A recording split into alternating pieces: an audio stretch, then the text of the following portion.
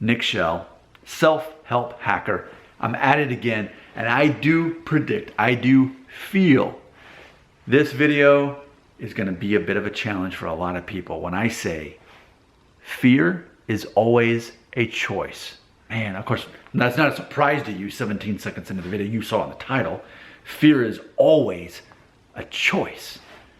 So just like I talked before about how it's a mindset, whether you fundamentally identify as a victim or someone who's victorious no matter what's going on. You're like, oh, they did me wrong. They didn't give me enough of whatever the thing was. Or actually, man, I'm just grateful for what I got. This will do. I can make do with this.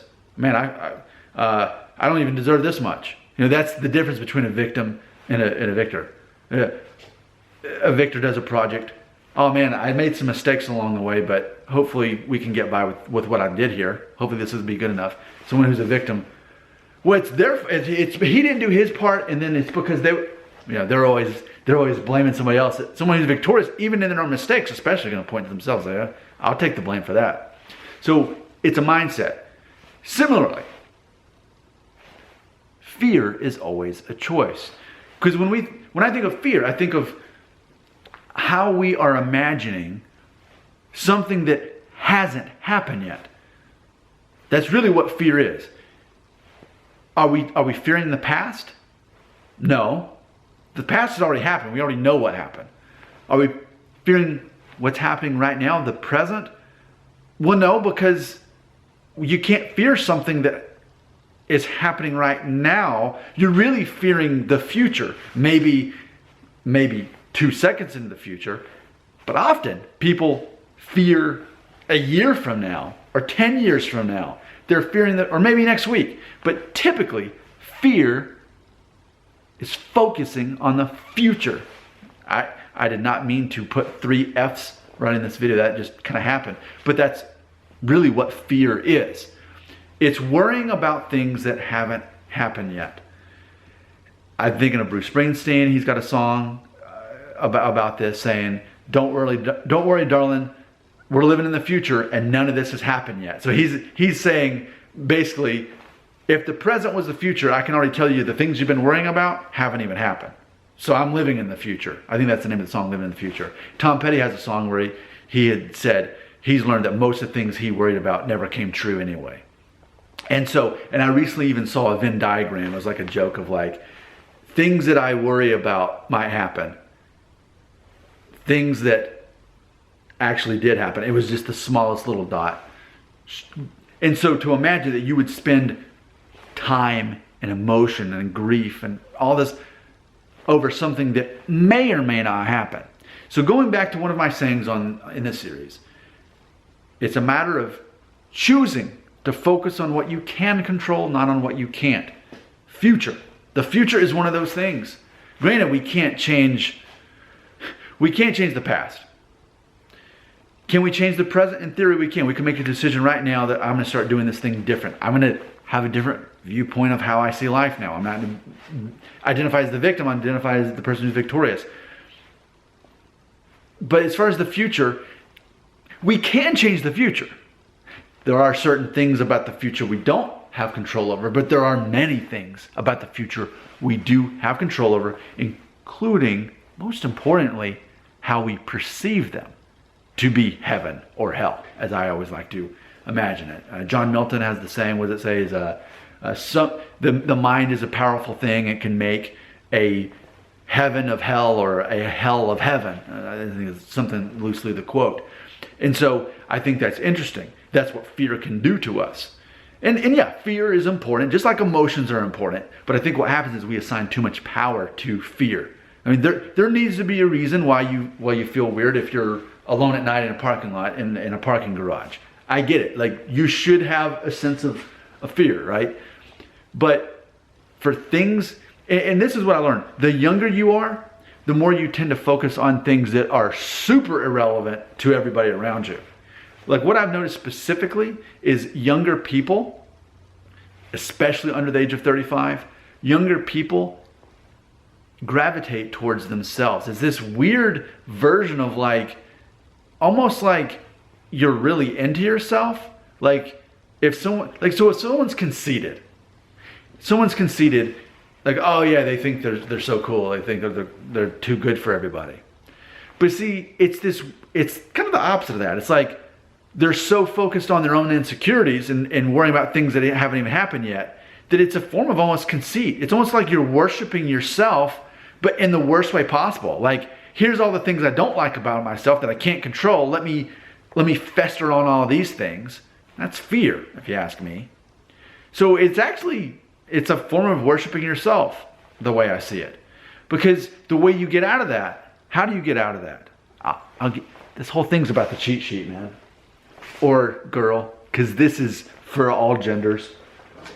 I used to just make videos for guys, and that's largely my audience, but man, I want everybody to be able to identify that. So a while back I made a list of top 10, let me look at, what is this? Okay, I'm reading it word for word. It says Nick Shell's top 10 list of masculine traits based on society's perception. Now with that being said, let me update this. I had shared this on my blog, Family Friendly Daddy blog, and I had someone I grew up with, a female, said actually these are good quotes, or these are good attributes for men or women. And I was like, oh yeah, I guess I should change this. These are good attributes for all people. So you'll be hearing me reference these in other videos, but here's the first one. Number one, confident. You believe in yourself. I recently made a video letting you know the secret that no one can tell the difference between real confidence and fake confidence. If you act confident and people believe it, you're confident. People cannot know the difference, and there really is no difference between that. But people are drawn to confident people who tend to know what they're talking about, and help people, but I got to get down to that one. Number two, respects women and helps his fellow man, loves neighbor as itself. Number three, finds identity in their unique skill set. They know what they're good at. They also know what they're bad at, and they don't dwell on it. They joke about it, but what they're good at, they're eager to help people with that skill set that they have, which I'm still got to get down to that one about helping people. Number four, being healthy and active. I think it's always a good decision to take control of what you can and what you eat that's going to make you healthy, and exercise. No one out there is going to say, hey, it's a bad idea to eat healthy food and to exercise, because it makes us feel better on the inside, and hopefully will help prevent us from having bad health problems down the road. Number five, being decisive. Can make a quick decision even when it's tough, and commit to that. And that's its own video too.